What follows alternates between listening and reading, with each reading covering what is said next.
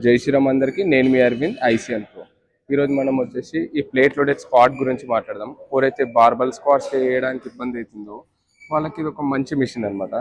దీంట్లో మనం 2 వేరియేషన్ చేయొచ్చు. ఒకటేమో బ్యాక్ సపోర్టెడ్, ఎవరికైతే కోర్ స్ట్రెంత్ ఉండదో, కొంచెం బ్రేసింగ్ ఇబ్బంది అవుతుందో, బ్యాక్ మీద ప్రెషర్ వస్తుందో వాళ్ళకు ఇది మంచి యూస్ అవుతుంది.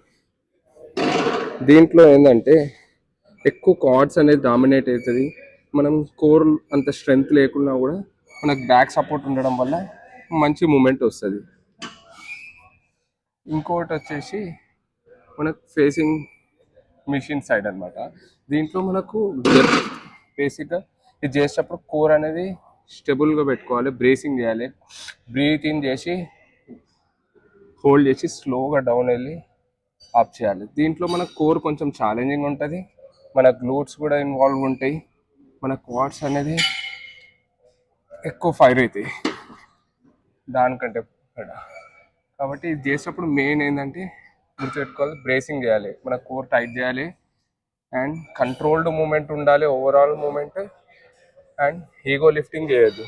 దీంట్లో ఈగో లిఫ్టింగ్ చేసినప్పుడు దీంట్లో కూడా ఇంజురీ అయ్యే ఛాన్సెస్ ఉంటాయి. Hope this helps.